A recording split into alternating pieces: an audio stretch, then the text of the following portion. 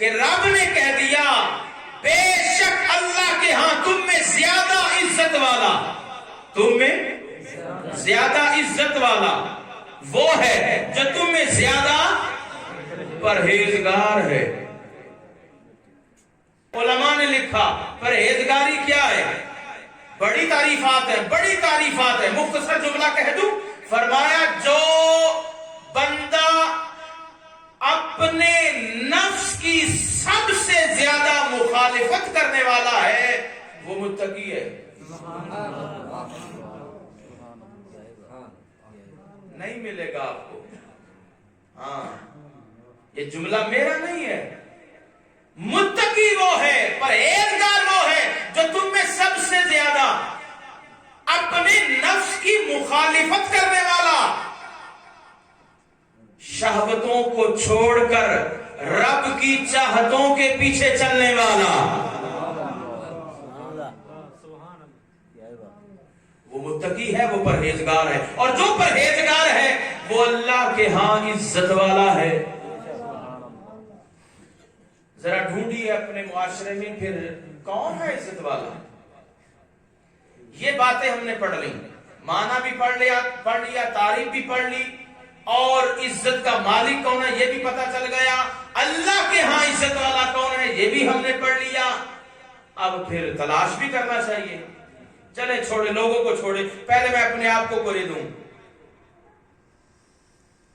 میں تو معاشرے میں کہتا ہوں کہ میں بڑی عزت والا، لوگوں کو بتاتا ہوں نا میری بھی کوئی عزت ہے، اور ہماری بھی کوئی عزت ہے، بتاتے ہیں لوگ۔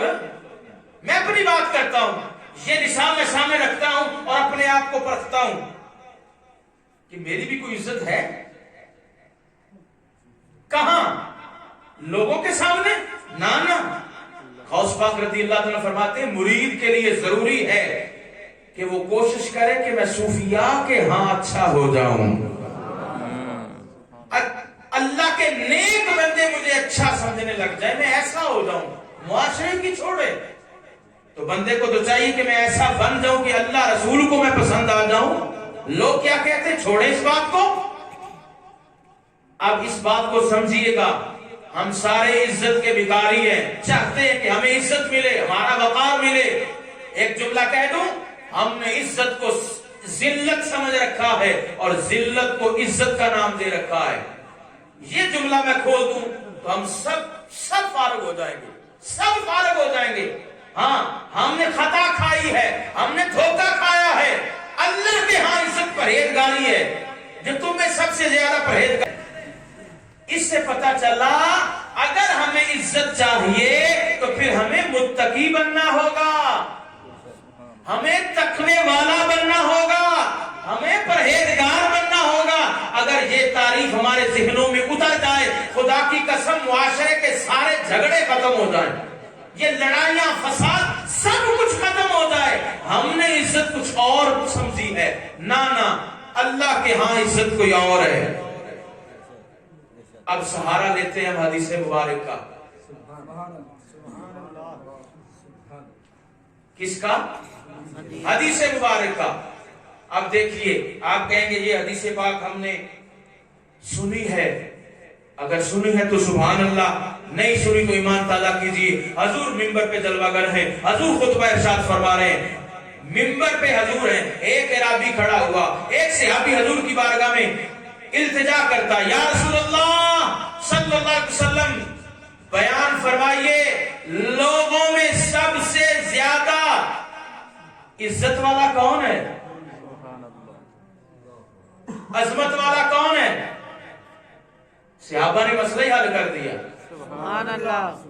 اب یہ جملہ صحابی عرض کر رہے ہیں، حضور کی بارگاہ میں سوال کیا کہ عزت والا حضور بتائیں ہم میں عزت والا کون ہے، عظمت والا کون ہے؟ اب حضور نے لب کھولے، سبحان اللہ، وما ينطق عن الهوى ان هو الا وحی یوحی، وہ زبان جس کی ہر بات وحی خدا۔ چشمہ علم و حکمت پہ لاکھوں سلام۔ دل میں جگہ دیجئے، ہم سب مسلمان ہیں، اپنی عقلیں پیچھے رکھیے، اپنے تجربات پیچھے رکھیے، چھوڑ دیجئے اپنے تجربات، اپنی تحقیقات، اپنے فلسفے، لات مارے. حضور کے جملے سامنے رکھیے. میرے آقا نے لب کھولے, فرمایا تم میں سے عزت والا وہ ہے, عظمت والا وہ ہے جو سب سے زیادہ قرآن پڑھنے والا ہے. حضور نے فرمایا تم میں بہترین وہ ہے جو زیادہ قرآن جانتا ہے, جو زیادہ قرآن پڑھنے والا ہے, جس کو زیادہ قرآن یاد ہے, وہ عزت والا ہے. کرے محاسبہ اپنا. کچھ نہیں ہوتا, ٹائم زیادہ ہو جائے کوئی مسئلہ. آج مسئلہ یہ حل کر کے اٹھنا ہے ہم نے. کرے اپنا محاسبہ. ہماری نظر میں وہ کیا حیثیت رکھتا ہے؟ یہ حضور کے جملے, حضور کے جملے. فرمایا تم میں سے, اور حضور جب جملہ کہہ رہے تھے نا, سامنے صحابہ بیٹھے تھے, ابو بکر عمر بیٹھے تھے, عثمان و علی بیٹھے تھے, حسنین کریمین بیٹھے تھے, حضرت بلال بیٹھے تھے, طلحہ زبیر بیٹھے تھے, اور جن کی شان میں رب نے قرآن نازل کیا ہے. حضور فرمایا تم میں سے, تم میں سے بہتر وہ ہے, عزت والا وہ ہے جسے بولو یار, میں فارسی بول رہا ہوں. عزت والا کون ہے؟ جو زیادہ قرآن جاننے والا ہے, قرآن جسے یاد ہے, قرآن زیادہ پڑھنے والا ہے. باتیں تو آگے بھی حضور نے ارشاد فرمائی, لیکن یہیں پہ ذرا غور کریں. یہی جملہ آپ اپنے معاشرے میں لے کے آئیں, اپنے خاندان میں لے کے آئیں, اپنے محلے میں لے کے آئیں, اپنے ملک میں لے کے آئیں, کہ ہماری نظر میں سب سے عزت والا کون ہے.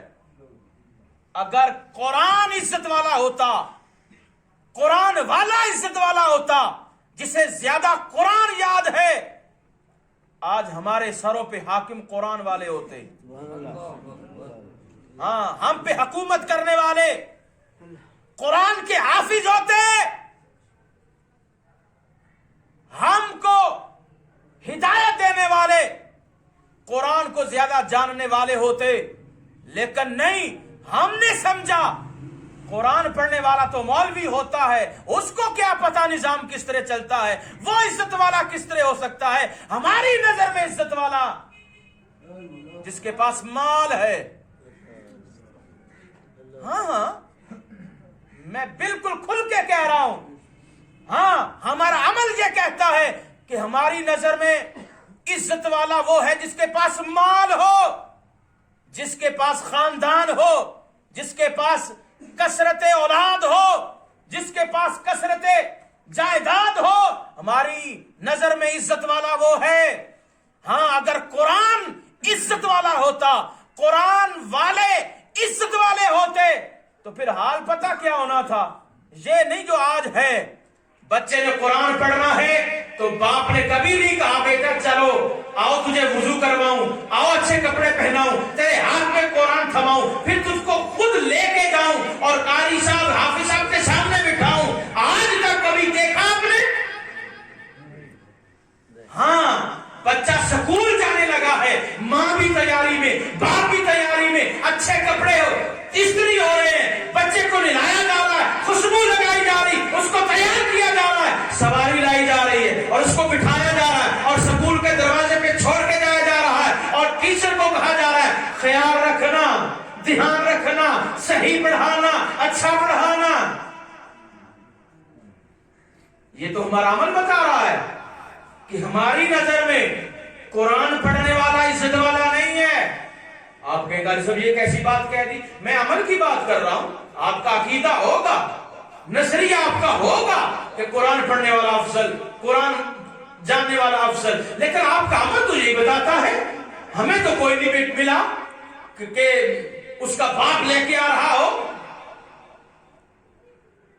بس پہلے دن چھوڑ گئے, پھر پتہ ہی نہیں کہ بچے نے کتنا پڑھا, کیسا پڑھا, کیا کر رہا ہے, کیا نہیں کر رہا. لیکن حضور فرماتے عزت والا وہ ہے. پہلی بات, ٹائم زیادہ ہو جائے گا, بس گھر جا کے سوچنا. حضور نے پہلی بات ارشاد فرمائی عزت والا وہ ہے جو زیادہ قرآن جاننے والا, پہلی بات. دوسری بات ارشاد فرمایا جو نیکی کا زیادہ حکم دینے والا ہے. دوسری بات فرمایا زیادہ عزت والا کون ہے؟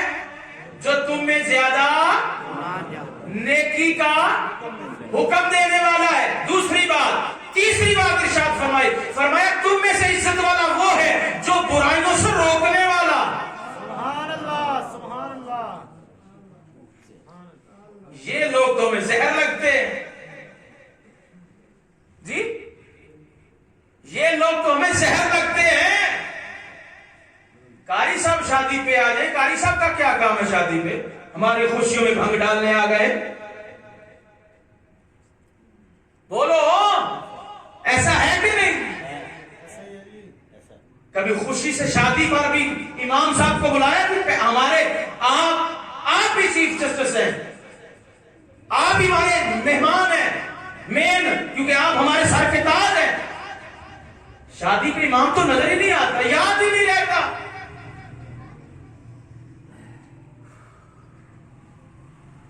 ہاں جی، وہ بندہ ہمیں زہر لگتا ہے. تو پھر مجھے کیا آپ سے؟ چاہیں آپ جہاں مرضی.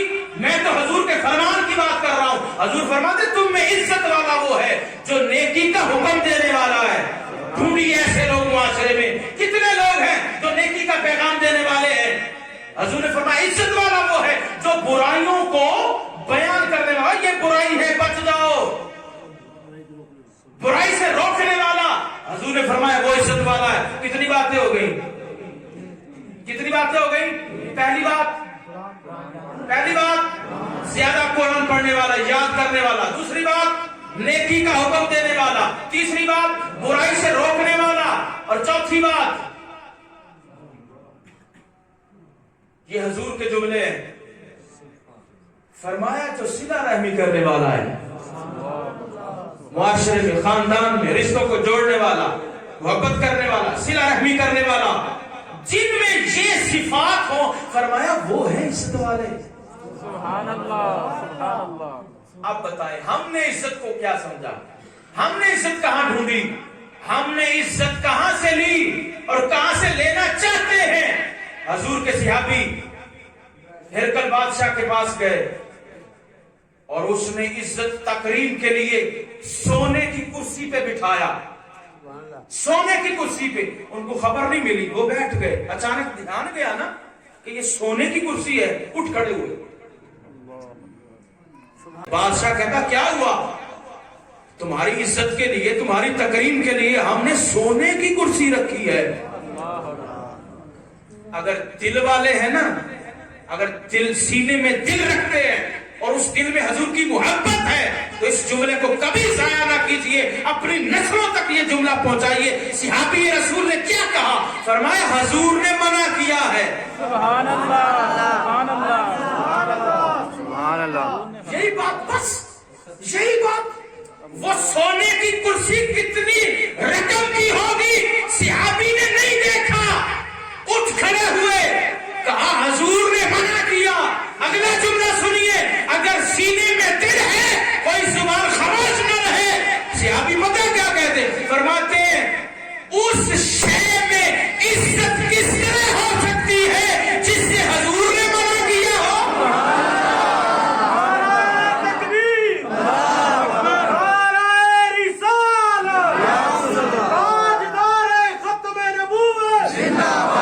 زندہ باد.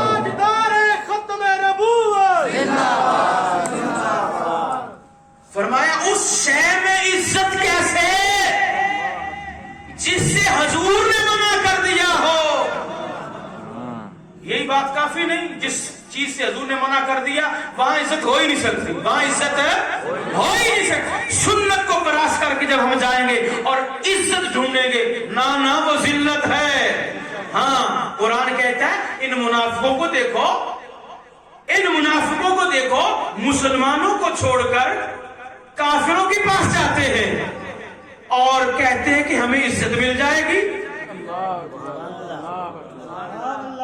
منافق چلے ابو جہل کے دروازے، عتبہ شیبہ کے دروازے کہ یہ سردار ہیں، ان کے پاس جائیں گے عزت مل جائے گی. رب کہتے ہیں نہ، عزتوں کا مالک میں ہوں، عزت میرے قبضے میں ہے. عزت اسے دوں گا جو میرے محبوب کی عزت کرے گا. اور اعلان کر دیا عزت چاہتے ہو ابو جہل کے دروازے सऊदी अरबी के दरवाजे पे चले जाओ। इज्जत चाहते हो तो फिर अबू बकर के दरवाजे पे आओ। इज्जत चाहते हो तो हजरत उमर के दरवाजे पे आओ। इज्जत चाहते हो हजरत उस्मान गनी के दरवाजे पे आओ। इज्जत चाहते हो तो मौला कायनात के दरवाजे पे आओ। हाँ, अब पता चल गया इज्जत वाले सिहाबा हैं, इज्जत वाले अहले बैत हैं, इज्जत वाले वो लोग हैं जिन्होंने अल्लाह रसूल की इज्जत के लिए अपनी जानों को कुर्बान किया है। तो पता चल गया इज्जत वाला वही है जो परहेजगार है, इज्जत वाला वही है जो हुजूर की इज्जत पे अपनी जान का नजराना पेश करे। हम तो यही कहेंगे भाई इज्जत वाले औलिया अल्लाह है, इज्जत वाले दाता अली हजवेरी है, इज्जत वाले गौस अली गौसे आजम है, इज्जत वाले बाबा फरीद है। बात खत्म करूं, इज्जत वाले मुमताज कादरी है, इज्जत वाले इल्मुद्दीन शहीद है, भाई इज्जत वाला खादिम रिजवी है। लब्बैक लब्बैक या रसूल अल्लाह, लब्बैक लब्बैक लब्बैक या रसूल अल्लाह, लब्बैक लब्बैक। इज्जत वाले उलमा हैं, इज्जत वाले हुफाज हैं, इज्जत वाले नबी का फरमान पढ़ाने वाले हैं। तो फिर हम हैं इज्जत के तालिब, तो रास्ता वो इस्तेमाल करें, रास्ता वो इख्तियार करें जहां से इज्जत मिलेगी, और वो इज्जत जो अल्लाह ने दी है, तो अल्लाह ने इज्जत अपने प्यारों को दी है, तो इन बुजुर्गों के रास्ते पे चलने से इज्जत मिलेगी, उसका नाम इज्जत है। हाँ, वरना रब कुर्सी पे बिठा के भी ऐसा जलील करवाता है, उसी के अल्फाज उसके मुंह पे पड़ते हैं, नहीं तो नहीं आती होगी उसको भी, साथ को हम रिया नहीं कर सकते।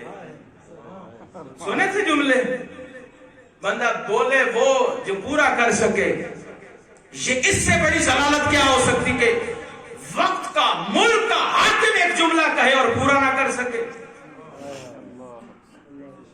ये बात तो बिल्कुल अनपढ़ भी कहता है यार मैंने मुंह से निकले अब ये पूरी करने हैं, और वक्त के हाकिम पता ही नहीं सुबह क्या कह रहे हैं शाम को क्या रहे, तो इसको आप इज्जत ना समझें। इज्जत वही है जो अल्लाह के यहाँ है।